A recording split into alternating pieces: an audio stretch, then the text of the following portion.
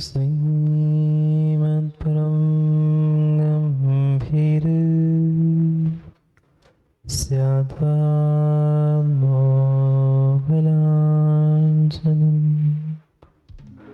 जीयात्रैलोक्यनाथस्य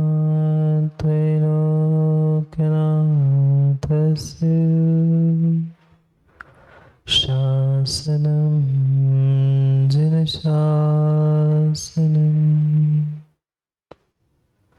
जय मंगलभूताणं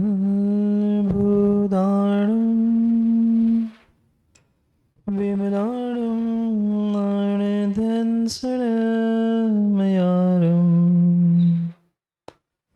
त्रैलोक्यसेह्याणं नमोऽस्ते वसेताणम्।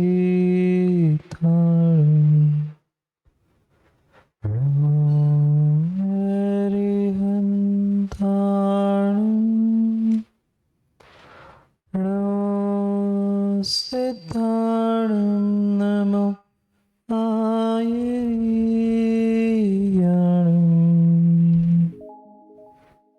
नमो वज्रायाणं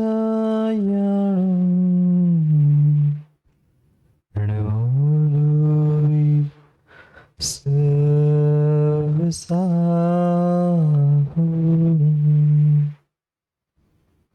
अनंत अनंत परम सिद्ध भगवान की 1008 से आदिनाथ भगवान की परम पूज्य आचार्य भगवान कुंद कुंद स्वामी की परम पूज्य आचार्य भगवान गुरुवर विशुद्ध सागर जी महाराज की सनातन जैन धर्म की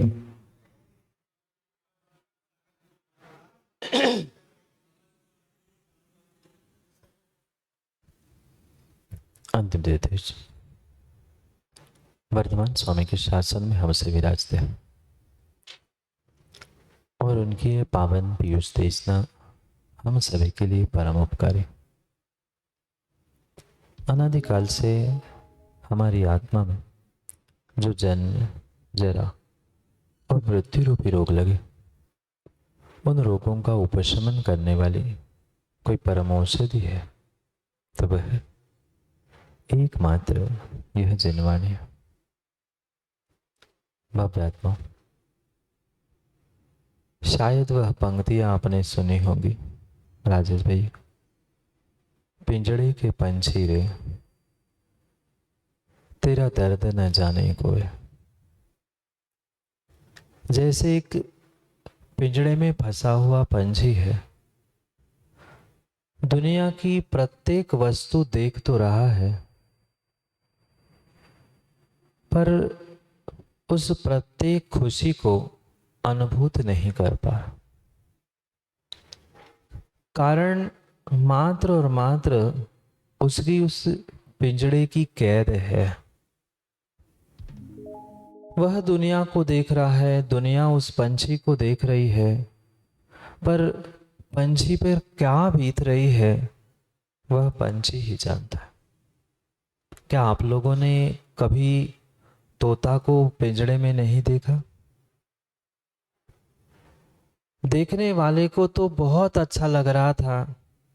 बहुत सारे लोग तो जू में और प्राणी संग्रहालय में जाके उन तिर्यंचों को देखते हैं। मात्र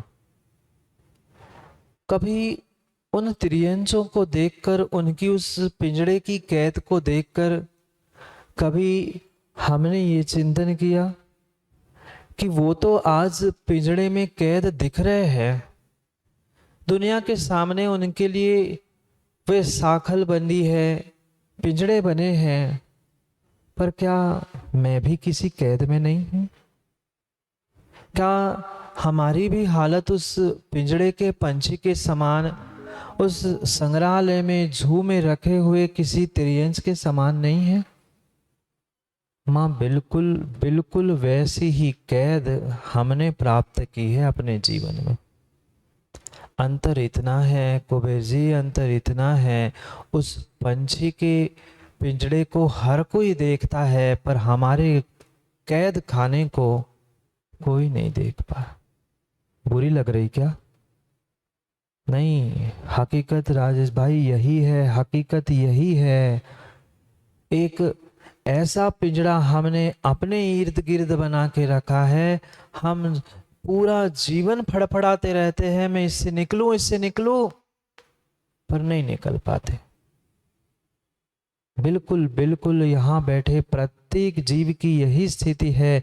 सुबह शाम रात दिन कहीं ना कहीं वो एक बार उस पिंजड़े से, उस कैद से फड़फड़ा के बाहर निकलने का प्रयास करता तो है, पर निकल नहीं पाता।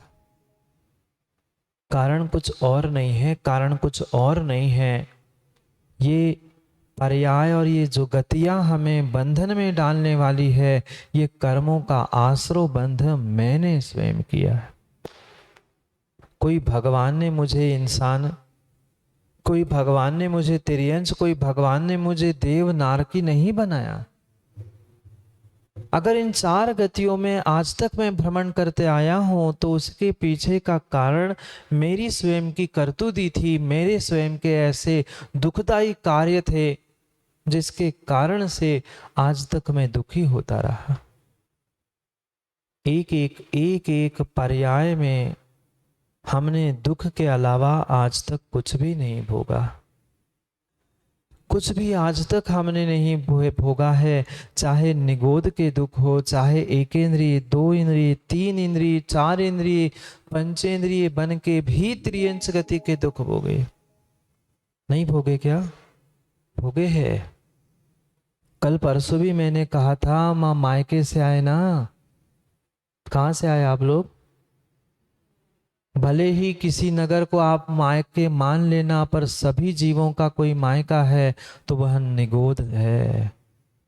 जीव जब भी निकलता है निगोद से ही निकलता है, और निगोद से निकलकर अपनी जीवन यात्रा प्रारंभ करता है।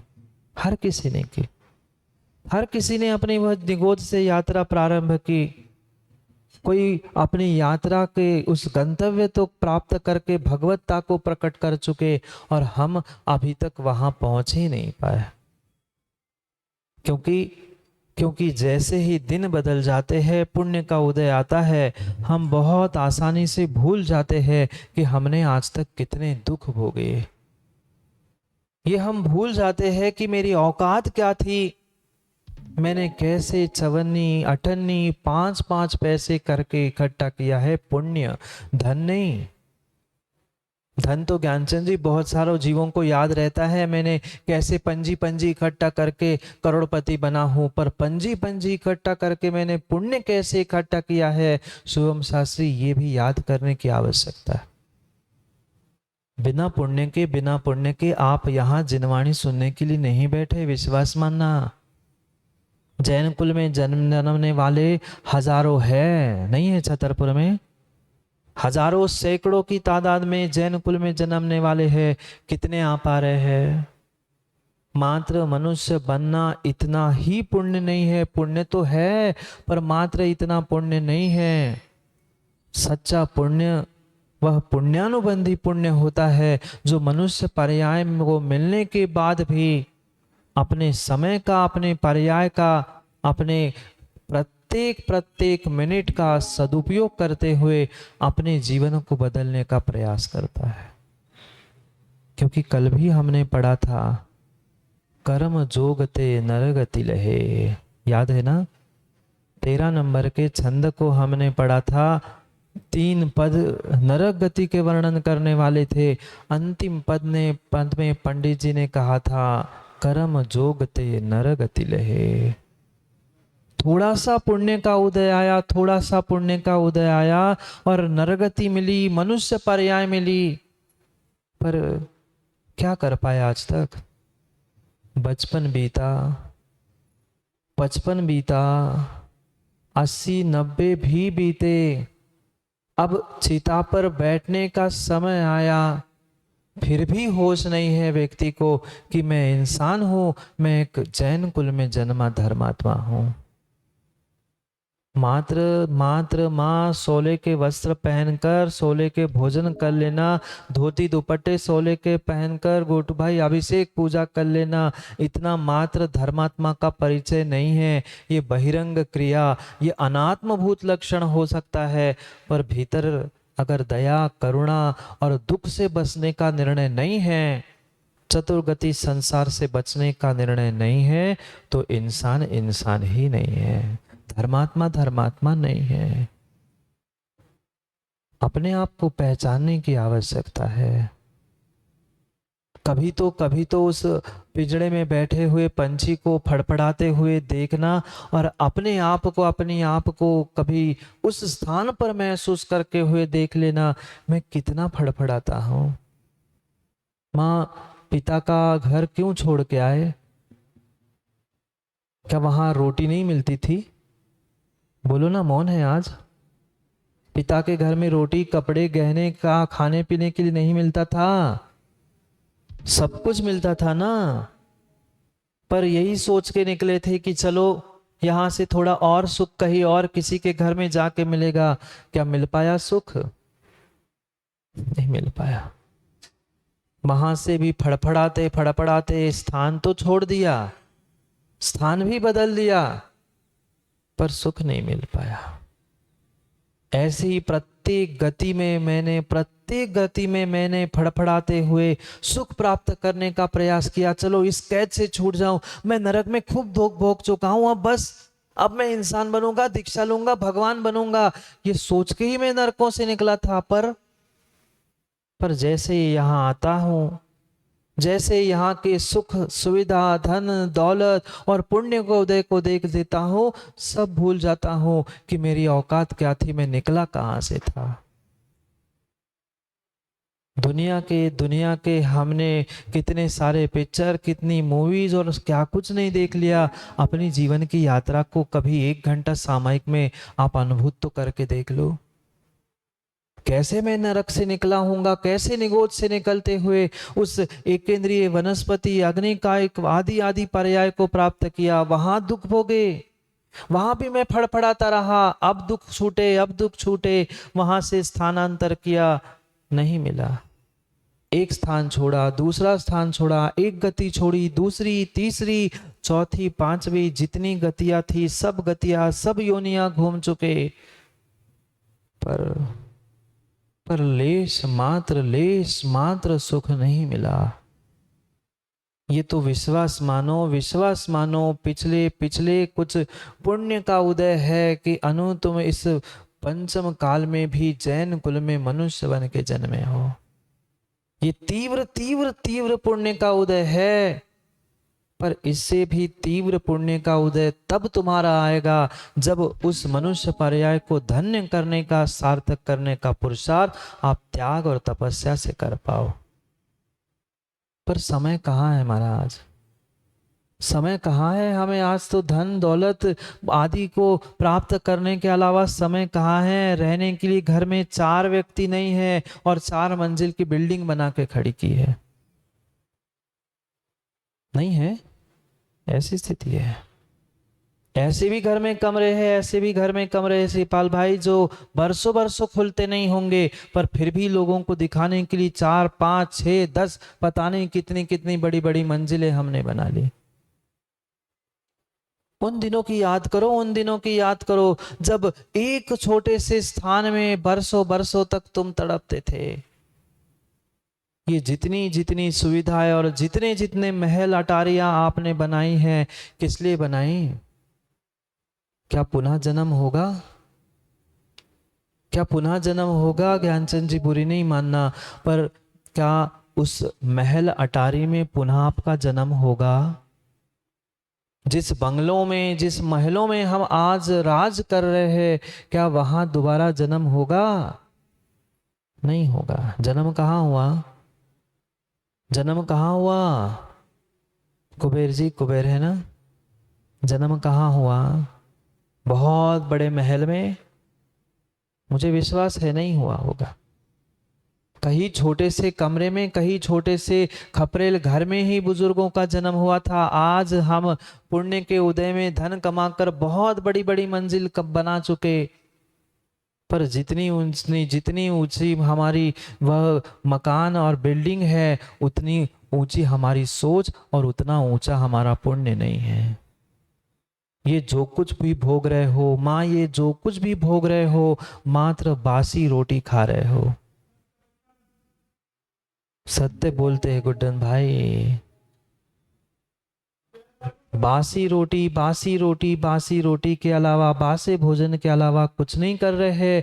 ये पिछली पर्याय में किया हुआ पुण्य मात्र उदय में आया है। सो आज सब कुछ बना बनाया तुम्हें हाथों हाथ मिल रहा है। आज कुछ पुरुषार्थ नहीं करोगे तो आने वाले समय में मनुष्य पर्याय भी मिलने वाली नहीं है। हाँ पक्का है। आप ये मत कह देना धोती दुपट्टे वालों, हम तो महाराज जी इतनी पूजा, इतनी भक्ति, इतना सब कुछ करते हैं। बिल्कुल नहीं। जितना पुण्य पिछली पर्याय में करके आज आप मनुष्य और जैन कुल में आए हो ना, उतना पुण्य माँ आज आप नहीं कर रहे हो। विश्वास मानना, नहीं कर पा रहे, नहीं कर पा रहे हैं। अगली पर्याय में मनुष्य बने, उतना भी पुण्य वर्तमान में आज का मनुष्य नहीं कर पा रहा, नहीं कर पा रहा।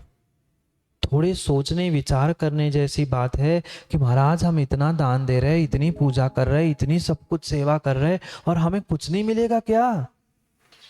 मिलेगा तो, मिलेगा तो, पर जो बहुत कुछ मिलने वाला था वह थोड़ा सा ही मिल जाएगा, क्योंकि हमारे परिणाम उतने शुद्ध और शुभ नहीं है। जितनी परिणामों की, भावों की विशुद्धि की आवश्यकता थी, उतनी भावों की और परिणामों की विशुद्धि नहीं है। क्रियाएं तो सदियों से करते आए हैं। भले ही सभी आचार्यों ने ये कहा है कि सभी गतियों में दुर्लभ मनुष्य गति होती है। मनुष्य भव के मात्र 48 भव एक उसमें मिलते हैं। ये सब कुछ सत्य है, पर फिर भी अगर गणना की जाए मनुष्य पर्याय की, और मनुष्य बनने के बाद जो तुमने अस्थियां छोड़ी है, हड्डियां छोड़ी है, उन हड्डियों को इकट्ठा कर लिया जाए ना, कह दूं, उन हड्डियों को भी इकट्ठा कर लिया जाए तो सुमेरु पर्वत से भी बड़ा ढेर लग जाएगा। इतनी मनुष्य पर्याय की तुमने हड्डियां छोड़ दी है। कहने का तात्पर्य इतना है, इतनी बार आप कर्म के संयोग से, पुण्य के उदय से मनुष्य बन के मर चुके हो। जन्म मरण ये मनुष्य पर्याय में भी कर चुके हो। 2000 सागर के काल में माँ मात्र 48 भव मिलते हैं मनुष्य के, मनुष्य पर्याय के। पर वे 48 भव नहीं, ऐसे इतने भव हमारे जन्म मरण करके हो चुके। उस मनुष्य पर्याय की हड्डियां इकट्ठी कर जाए। सुमेरु पर्वत जानते हैं ना? सुमेरु पर्वत जानते हैं ना? 1,40,000 योजन जिसका प्रमाण है, इतना प्रमाण वह सुमेरु पर्वत छोटा हो जाए, इतनी हड्डियां आपकी मनुष्य पर्याय की आप दफन कर चुके, नष्ट कर चुके। फिर भी हमें बोध नहीं है, फिर भी हमारे पास विवेक नहीं है। कैसे कैसे दुख के दिन हमने नरकों में बिताए, कल तक समझा हमने। तिर्यंच गति में भी बध, बंधन, छेदन, पता नहीं और भी कैसे कैसे दुख हमने भोगे, वो तो साक्षात हम देख रहे हैं। तिर्यंच गति के दुख तो सामने हैं। भले नरक और स्वर्ग हमारे सामने नहीं है, क्या तिर्यंच और मनुष्य पर्याय के दुख नहीं देखने मिलते? मिलते तो बहुत कुछ है महाराज जी, पर क्या करें। हम तो अपने एटीट्यूड में है, हम अपने इतनी मान कसाय में है, हमें ये लगता है हमारा कौन बाला बाका कर सकता है, हम तो बहुत बड़े वाले हैं, हम तो इतने पैसे वाले, हम ऐसे हैं। बड़े बड़े पैसे वालों को भी औकात सामने दिखा दी कोरोना ने, दिखा दी। बड़े बड़ों को हिला दिया सामने उस कोरोना ने। सब महामारी से निकल के आए। शुक्र मनाओ कि कुछ ना कुछ तीव्र पुण्य का उदय आपके साथ था, कि ऐसे संकट के दिनों में से भी आप बचकर आज जिंदा हो और प्रभु और गुरु की भक्ति करने के लिए बैठे हो। हर किसी का पुण्य नहीं है, पर उस पुण्य का सदुपयोग भी तो कर लो। मात्र आपस में राग द्वेष विषय कसाय इनमें उलझते उलझते कई पर्याय कई भव बीत गई। अब कम से कम हम वीतरागी के चरणों में बैठ के ही राग द्वेष ना करे, इतना ही संकल्प और इतना ही नियम ले ले। पर क्या करे राजेश जी, सबसे अधिक राग द्वेष वीतरागी के चरणों में बैठकर आज का व्यक्ति करता है। जहां वीतरागी के पास बैठकर वीतरागी बनने का प्रयास करना था, पुरुषार्थ करना था, व्यक्ति सबसे अधिक राग द्वेष और कर्मबंध वही करता है जहां कर्मों की निर्जरा करनी थी।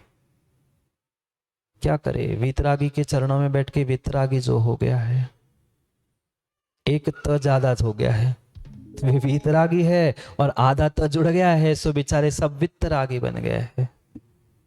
वित्तरागी नहीं, वीतरागी बनो।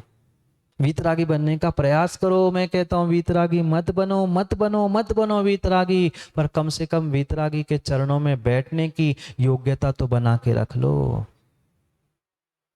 पर वो भी नहीं कर पा रहे, क्योंकि हम इस दुर्लभ मनुष्य पर्याय को नहीं समझ पा रहे हैं कि कैसे कैसे कर्म का संयोग बना, कैसे तीव्र पुण्य उदय आया। बहुत बड़े रेगिस्तान में जैसे एक गुम गया छोटा सा हीरा मिलना दुर्लभ है, ऐसे इन सभी पर्यायों में, सभी गतियों में अगर कोई दुर्लभ है तो ये मनुष्य गति, मनुष्य पर्याय दुर्लभ है। कभी मिल सकता है क्या रेत के टीले में, रेत में मिल घुमा हुआ वह एक छोटा सा रत्न हीरा? नहीं मिल सकता, नहीं मिल सकता, नहीं मिल सकता। जैसे वह उस रेत में मिला हुआ एक हीरे का कण टुकड़ा मिलना संभव नहीं है, ऐसे अनंत संसार में ये मनुष्य पर्याय मिलना संभव नहीं है। पर दुर्लभता के साथ इस संसार की, इस मनुष्य पर्याय के दुखों को भी थोड़ा सा याद तो कर लो। ये मानकर खुश मत हो जाना अब तो हम मनुष्य बन गए, हम तो जैन कुल में आ गए, अब तो भगवान बन जाएंगे। नहीं, ये खुशियां मनाने का समय नहीं है, ये खुशियां मनाने का समय नहीं है। एक त्यागी व्रती मिले थे विहार करते करते दक्षिण में शुभम, वे कह रहे थे क्या चिंता करना महाराज जी, अब तो हम महाराज बन गए, त्यागी व्रती बन गए, अब तो हमारा कल्याण हो ही जाएगा। माँ भूल मत कर लेना, प्रतिमा धारण कर ली, त्यागी व्रती बन गए, आपने सुबह शाम भगवान को वह लोरिया गा गा के और भजन गा गा के जगा दिया, आप भगवान बनने वाले नहीं हो। मात्र मनुष्य बनने से, त्यागी व्रति पर्याय को प्राप्त करने से कल्याण हो जरूरी नहीं है। कभी उसके उभरने के लिए पुरुषार्थ भी करना पड़ेगा। ये तो मात्र कर्म जोगते नरगति लहे, ये तो मात्र पुण्य का मल इकट्ठा हो गया था, पुण्य का मल इकट्ठा हो गया था। जो आप मनुष्य पर्याय में आए, जैन कुल में आए, त्यागी व्रती बने, ये सब पिछले पुण्य का उदय था। आप बासा खा रहे थे, वर्तमान में कुछ नहीं कर रहे थे। आज पुरुषार्थ नहीं करेंगे तो कल के लिए रोटी मिलने वाली नहीं है। वो तो थाली की रोटी कोई भी खिला दे, भीख मांगने वाले को भी मिलती है, पुण्य का उदय है, और नहीं है तो घर में बैठे हुए बुजुर्ग को, पिता को भी रोटी नहीं मिलती। मिलती क्या है पिताओं, बताओ? नहीं मिलती। इसलिए थोड़ा सा विचार करें कि ये सब कुछ मात्र पिछले कर्म के संयोग से मिला है। अब उस कर्म के संयोग को हमें और अच्छा करते हुए अपने पुण्य को वृद्धिंगत करने का प्रयास करना है, पर उसके लिए समय देना होगा, अपने आप के लिए समय देना होगा। मत दो किसी के लिए, ना भगवान को दो, ना गुरु को दो, ना जिनवाणी के लिए दो, पर कम से कम अपने आप के लिए ही कभी आधा एक घंटा बैठ के मां सामायिक में अपने आप के लिए समय दो ना।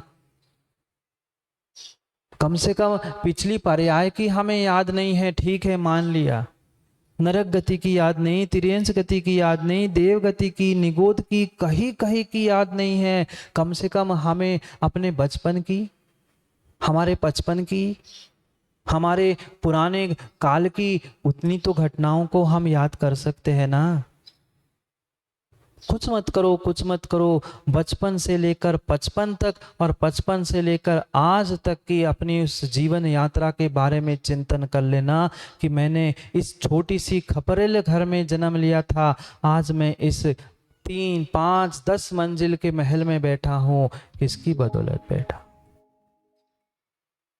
जब मैंने जन्म लिया था, जन्म के पहले भी मैंने कितनी बड़ी कैद भोगी थी। क्योंकि कोई भी श्रेष्ठ वस्तु, श्रेष्ठ कार्य बहुत आसानी से नहीं मिलते।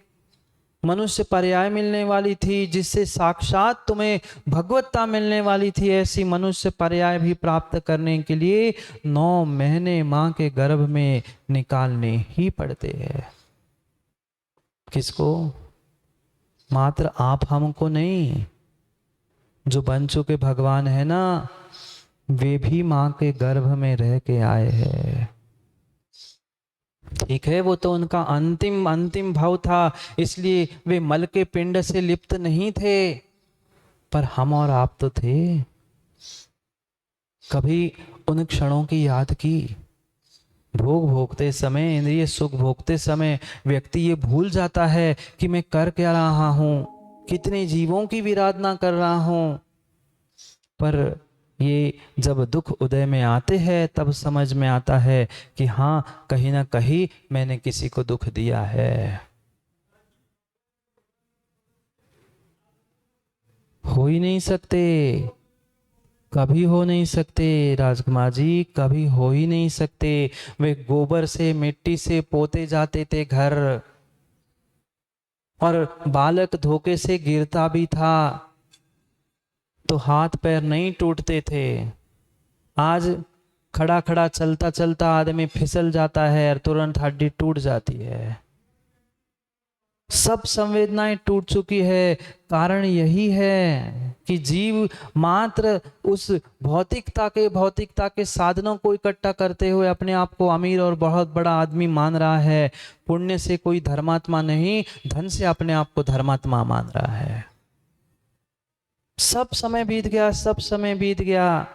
पहले माँ भी जन्म देती थी तो बच्चों को वह अपने आंचल से लगाती थी, अब माँ भी जन्म देते ही वह कठोर बॉटल मुंह में पकड़ा देती, पी ले बेटा। बेटा भी फिर कठोर होके बुढ़ापे में तुम्हें घर से बाहर भगा देता है।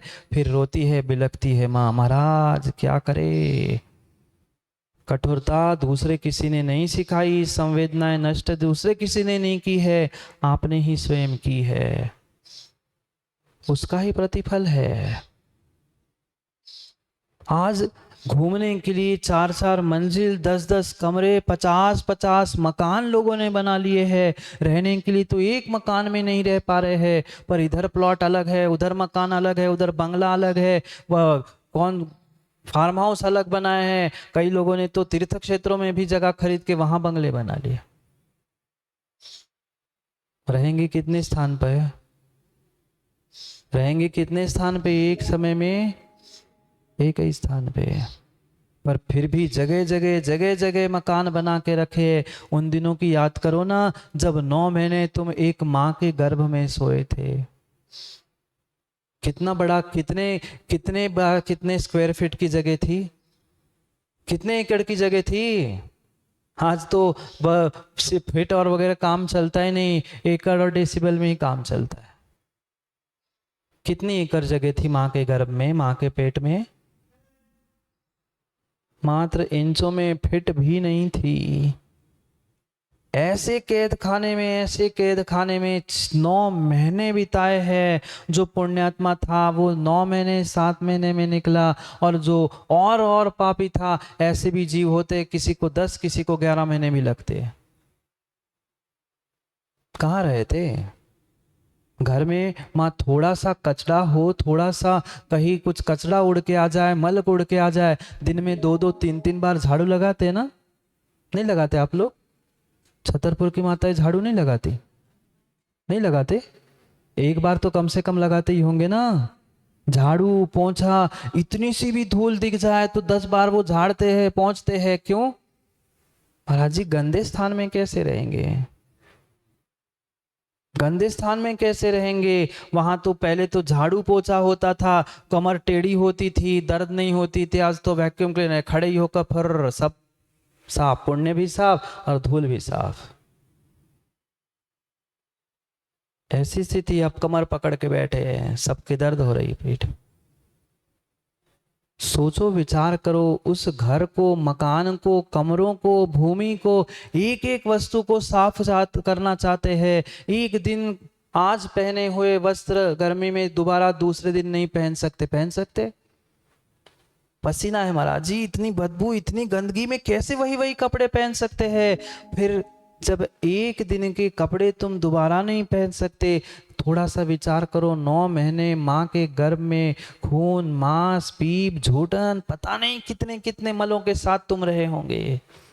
एक दिन नहीं, 2 दिन नहीं, 3 दिन नहीं, महीने, 2 महीने नहीं, 9 महीने लगातार उस मल भरे पिटारे में, मल भरे पिंजड़े में, कैद में फंसे थे। कोई और नहीं था, कोई और नहीं था, मैं भी था और आप भी थे।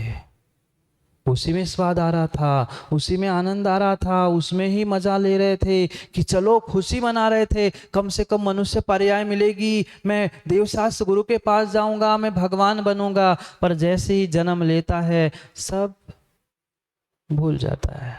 कौन देवशास्त्र गुरु, कौन माता पिता, काय का जन धर्म, खाओ पियो ऐश करो, मजा करो और मर जाओ।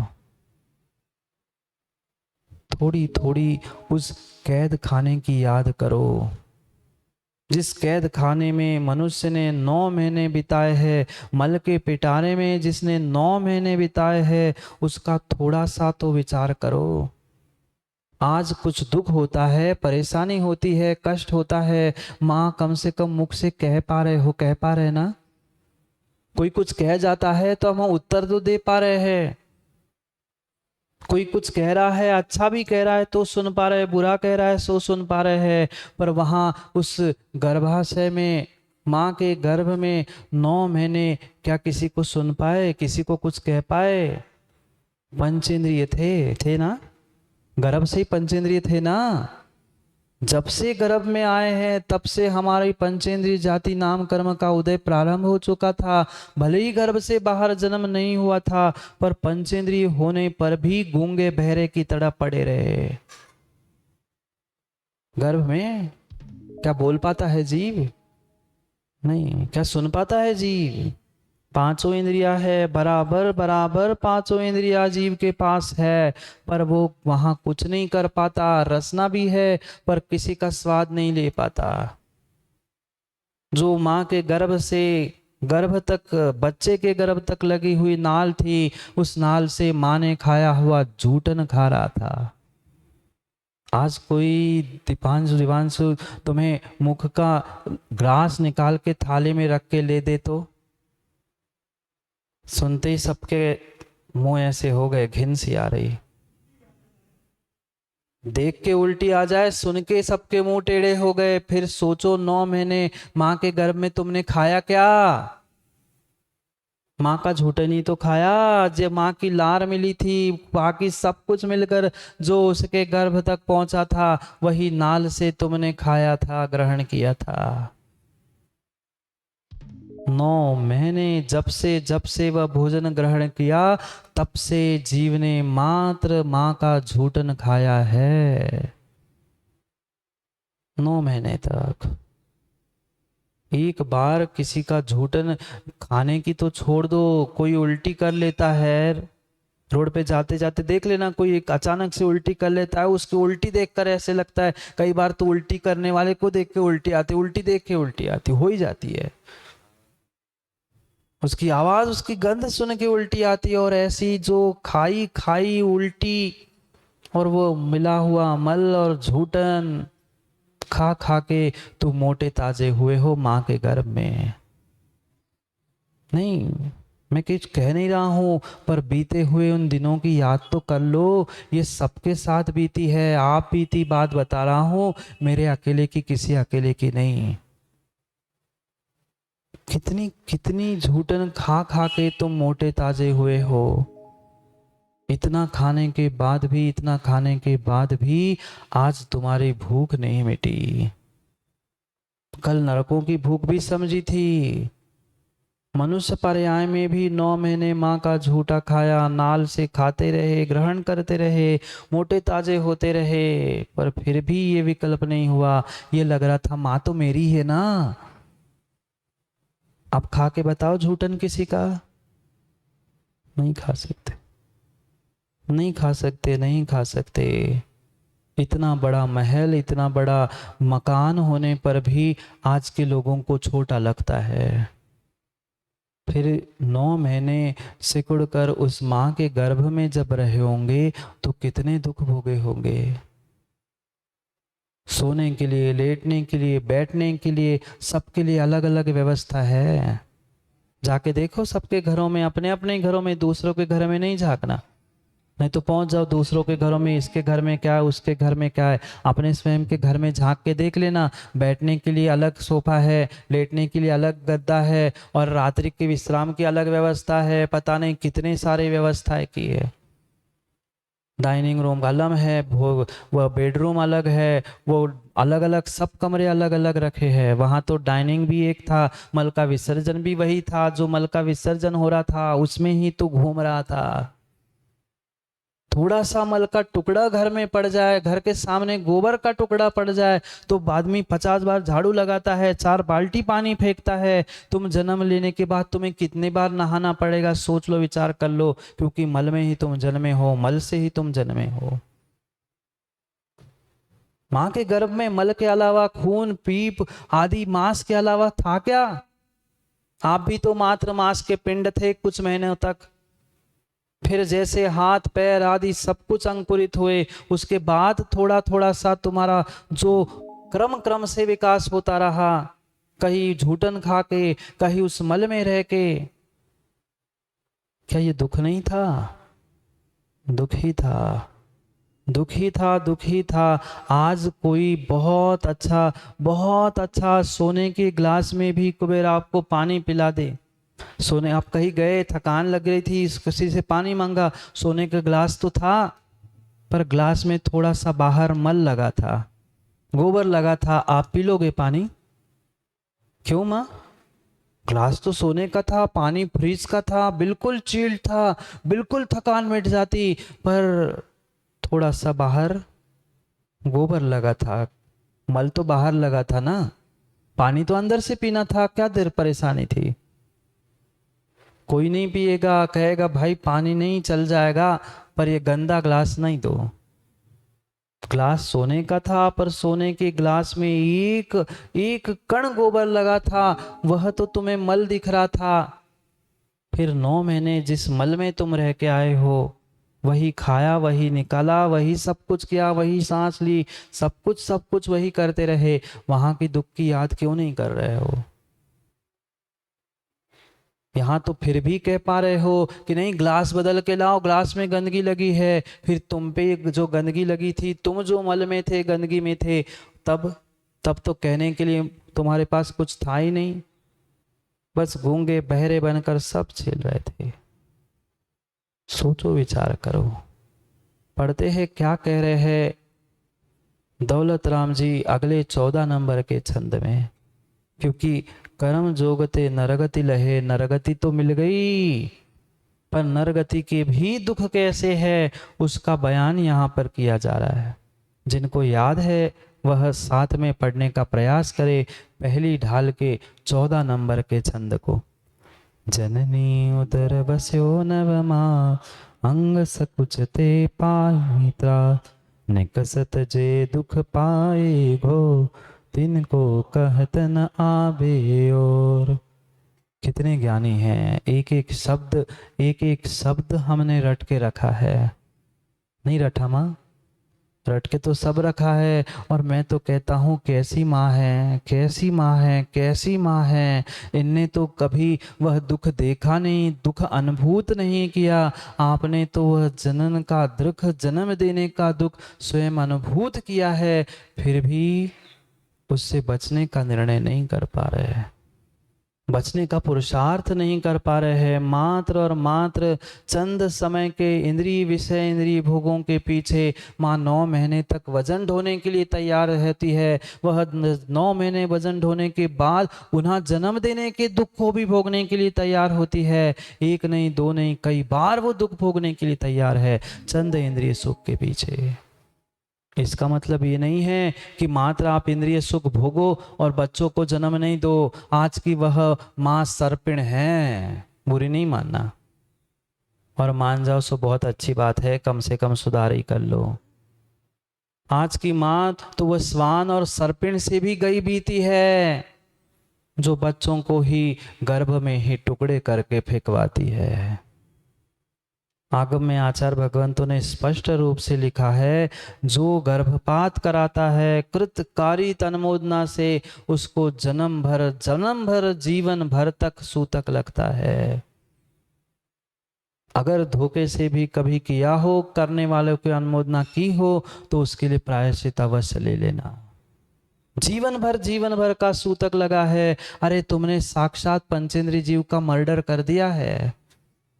आज कोई कह दे तुम्हें कि ये ऐसे पिता है जिन्होंने एक का मर्डर किया है, अच्छा लगेगा आपको?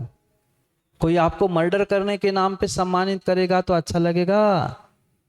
फिर उस गर्भ का तो तुमने गर्भ में ही जन्म देने से पहले ही मार दिया।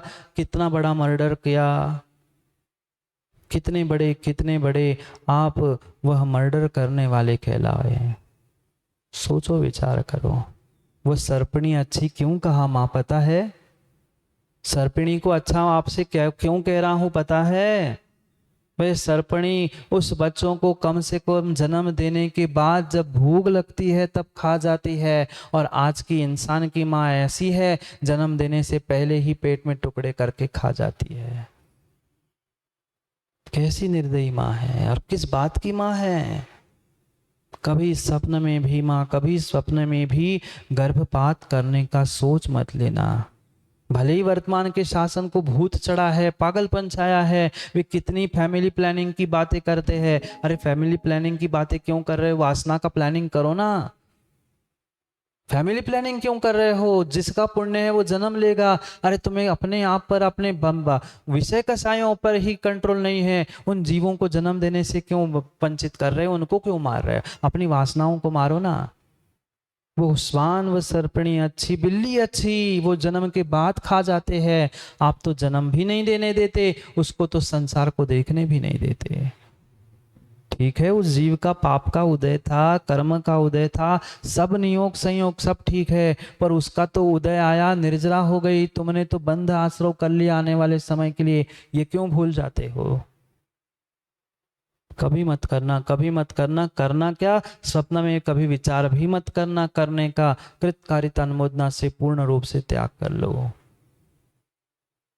हाँ, ये पंचेंद्रिय को मारने का पाप लगेगा तो सीधा सीधा जीव नरक निगोद के अलावा अन्य कहीं नहीं जाएगा, कहीं नहीं जाएगा। जननी उदर वस्यो नवमास, जननी उदर वस्यो नवमास, 9 माह तक जननी के उदर में मल के पिंड के साथ झूठन खाते हुए कैद में रहा। आज का कैदी उस जेल में रहता है। आजकल तो वीआईपी ट्रीटमेंट शुरू हो गई, मैंने सुना। जेल में भी वीआईपी कमरे होते ना, एसी कमरे, एसी जेल, टीवी और वॉशिंग मशीन सब कुछ मिल जाता है जेल में। वो तो फिर भी पुण्यात्मा था जो जेल में कैदी बैठा है, पर तुम अपनी सोचो, 9 महीने वहां कुछ नहीं मिला, ना गर्मी ठंडी मल, सब कुछ भोगता रहा। उस जेल में रहने वाले कैदी को फिर भी एक कमरे से दूसरे कमरे में इधर उधर जाने का स्थान मिलता है। तुम्हें तो 9 महीने कहीं हिलने डुलने का ही जगह नहीं मिली, कहीं हिलने डुलने की भी जगह नहीं मिली। अंग सकुचते पाई त्रास, ऐसे जो संकुचित करके तुम रहे, जैसे थे वैसे ही रहे। जैसे आप लोग भी रात में सोते तो होंगे ना? नहीं सोते? रात में सोते हैं, उठते हैं तो कैसी अंगड़ाई लेते हैं? जो मजा अंगड़ाई लेने में आता है वो मजा सोने में नहीं आता। सोने के बाद जो पूरी खींच के अंगड़ाई ली जाती है, वहां तो कोई 9 महीने तक सीधे नहीं कर पाए, ना हाथ ना पैर। जैसे संकुचित होके थे वैसे ही 9 माह तक मां के गर्भ में रहना पड़ा। सबकी बात चल रही है, कोई दूध का धुला यहां नहीं बैठा, कोई दूध का धुला यहां नहीं बैठा। जितनों ने जन्म लिया है इंसान बन के, सबने माँ के गर्भ से ही लिया है। और लगभग लगभग सभी ने 9 माह तो कम से कम दुख भोगे ही भोगे हैं। विरले ही पुण्यात्मा होते हैं, विरले ही पुण्यात्मा होते हैं जो 7 महीने ही माँ के गर्भ से 7 महीने में ही निकलते हैं। आचार्य भगवान विशुद्ध सागर जी, आचार्य भगवान विमल सागर जी ऐसे पुण्यात्मा थे कि वे सतमा से थे। नारायण श्री कृष्ण जैसे सतमा से थे, ऐसे आचार्य भगवान विशुद्ध सागर विमल सागर जी भी सतमा से थे। ऐसा आगम में कहा जाता है, जो जितना जल्दी गर्भ से बाहर आता है वो उतना जल्दी सम्यक को प्राप्त कर लेता है। और यही पुण्य का प्रताप था कि वे सतमा से आचार्य भगवान विशुद्ध सागर जी थे, और उसका ही उनके वह सम्यक और पुण्य का प्रताप था कि आज वह अपनी प्रभा और अपने ज्ञान को पूरे विश्व में और पूरे भारत में फैला रहे हैं। ये पुण्यात्मा का लक्षण होता है। और जो पापी है वे तो 10-11 पता नहीं आजकल क्या क्या होता है। सोचो, विचार करो। जननी उदर पस्यो नवमास, अंग सकुच थे पाई त्रास। ये मत कह देना सोम सागर जी कि आजकल तो सब कुछ वो कांच के पेटी में हो रहा है। वे कह रहे महाराज जी आज तो ऑपरेशन से होता है, पेटी से होता है। त्रास तो उतना ही है, चाहे माँ के मांस हाड़ में फंसे हो, चाहे कांच के पेटी में हो, वह जितना स्थान वहाँ होता है बिल्कुल वही वही। आप चाहे जो डॉक्टर मिले उनसे पूछ लेना, जो रचना गर्भालय की होती है, गर्भाशय की होती है, बिल्कुल वैसी ही रचना उस कांच की पेटी की, बिल्कुल वही वातावरण, वही एनवायरनमेंट, और बिल्कुल सब कुछ वही बनाया जाता है, तभी गर्भ पलता है, नहीं तो वह बाहर आके मरता है। ये खुश मत हो जाना हम तो कांच के पेटी में जन्मे हैं, हम तो ऑपरेशन से जन्मे। भूल नहीं करना, दुख तो उतना ही होता है, उतना ही होता है, उतना ही होता है जितना पहले होता था। कोई अंतर नहीं है। दुख का प्रकार बदल सकता है, दुख का तरीका बदल सकता है, पर दुख में कमी किसी प्रकार से नहीं है। निकसत जे दुख पाए घोर। निकलते समय भी बच्चे को दुख, माँ को तो ठीक ही है। जब हम भी निकले थे, आप भी निकले थे, उस समय सोचो इतनी सी जगह से वह जीव खींचकर बाहर आ रहा होगा, कितना कितना दर्द और कितनी तकलीफ हुई होगी। ऐसे कहते हैं, ऐसे कहते हैं राजा भैया बुंदेलखंड में बहुत दुख होता है, बहुत कष्ट के दिन आते हैं, तब ऐसे कहते हैं, मैंने सुना है, अरे ये कौन सा दुख है आज, ये बहुत छोटा सा दुख है, तुम तो भय की याद करो।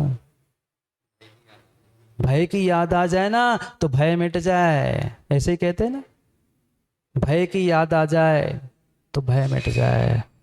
पर वो भय की भूल जाते हैं, सो हम दूसरों को तो भयभीत करते हैं और अपना भय भूल जाते हैं। याद करो, याद करो, याद करो गोटू भाई, भय की याद करो। जब भय थे तुम और हम, जो जो जितने भय थे, कितना दुख भोगा था, उसको एक क्षण तो याद कर लो। पर नहीं कर पाता, नहीं कर पाता, नहीं कर पाता। तिनको कहत न आवे और उसका अंत नहीं है, अंत नहीं है। इतने दुख, इतने दुख, इतने दुख है कि उसका बखान करना संभव नहीं है। क्योंकि जो अनुभव करता है दुखों का, वो ही जानता है कि दुख क्या होता है और कैसे होता है। अभी अभी महामारी में जिन जिन को वह बीमारी हुई थी, उनको ही पता है कि बीमारी क्या होती है, कोरोना क्या होता है, दुख क्या होता है। ऐसे भी तो कहते हैं, जिनके पांव फटे ना बीमारी। बोलो ना, कितने ज्ञानी आप तो छतरपुर के, ज्ञान टपकता है। जिनके पांव फटे ना बीमारी, वो क्या जाने पीर पराई। ऐसी स्थिति है, पराई पीर नहीं, अपनी पीर को जान लो, अपनी पीर, अपने दर्द को जान लो। ये सब सब सब दुख हमने आपने मिलके भोगे हैं।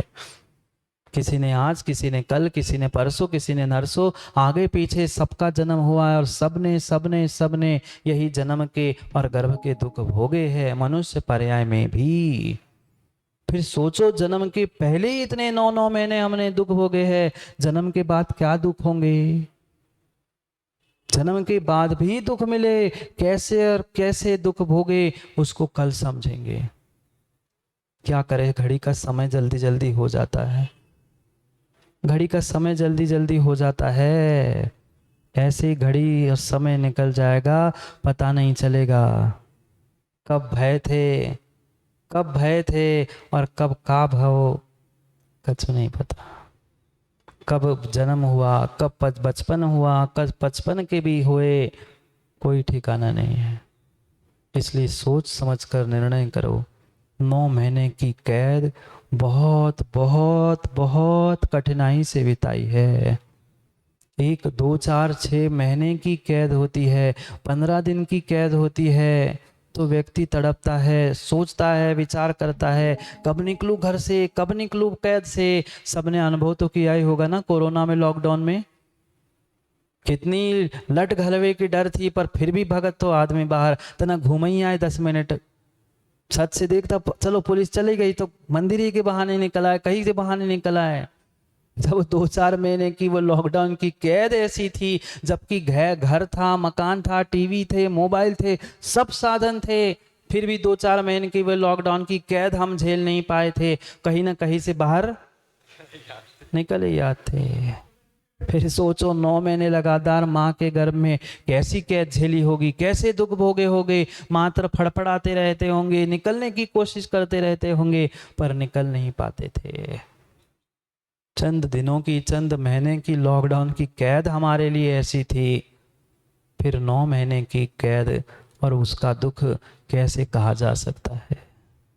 तिनको कहत न अबे, और अंत नहीं है उसके, किसी प्रकार से उसका कहने का अंत हो ही नहीं सकता, कहा ही नहीं जा सकता। बस इतना ही दुख है, दुख दुख दुख दुख दुख, मात्र दुख के अलावा गर्भ में, जन्म के बाद मनुष्य पर्याय में भी दुख और दुख भोगा है।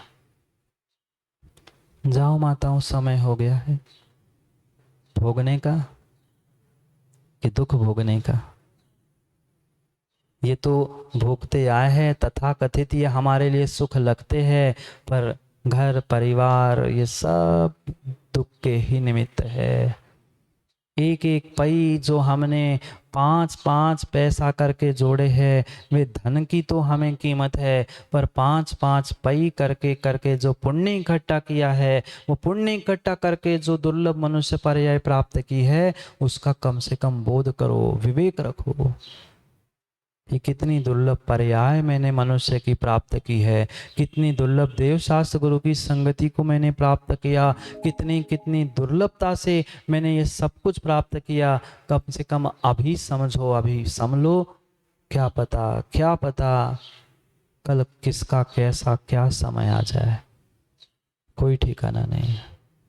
बहुत थोड़ा समय बचा है छठे काल में जाने से। जाना है ना माँ? छठे काल में जाना है आप लोगों को? नहीं जाना है तो विचार कर लो, निर्णय कर लो। यही पंचम काल में सच्चे देव शास्त्र गुरु, सच्चे धर्मात्मा मिलेंगे। छठे काल में धर्मात्मा, देव शास्त्र गुरु कुछ भी मिलने वाला नहीं है। मनुष्य भी बनोगे तो एक मनुष्य दूसरे मनुष्य को कच्चा खा जाएगा, वह ऐसी पर्याय मिलेगी छठे काल में। नहीं जाना है तो अभी अभी अभी निर्णय कर लो, क्योंकि अभी नहीं तो कभी नहीं। जाओ, दुकान खोलने हैं पापों की, शटर खोलने हैं नरकों की, अब निर्णय कर लेना है। हड़ताल है तभी इतने सारे बैठे, मैं सोच ही रहा था काय आप ज्यादा हो गए आज। कछु नहीं, कितनी हड़ताल होए, वे हड़ताल मात्र तनक समय तक चलत है। बाजार की भी हड़ताल हो, चाहे घर की हड़ताल हो, कहीं की हड़ताल हो, तनक समय तक चलत है। 2 4 6 घंटे में देख लेते हैं, उनने खोल ली अब हम भी खोल लें। ऐसे नहीं होता? उनने खोल ली सो हम भी खोल दे, अब उनने खोल ली सो हम भी खोल दे। उनने पाप की दुकान खोल ली सो हम भी नरकों की दुकान खोल दे। जाओ, समय हो गया है, निर्णय कर लो हमें कहाँ जाना है। इंसान बन के भगवान बनना है कि इंसान बन के हैवान बनना है? निर्णय और कार्य आपके ही हाथ में, समय आपके हाथ में है। जो समय मिला है, जो पर्याय मिली है, उसका सदुपयोग करे, और वह जन्म के बाद के मनुष्य पर्याय के भी दुखों को कल पुनः समय पे समझते हैं, क्योंकि आज का समय अपना पूर्ण हुआ। कल पुनः समय पर समय की बात के लिए समय पे मिलते हैं, क्योंकि समय पे किया गया काम समय को दिलाता है। बोली भगवान महावीर स्वामी की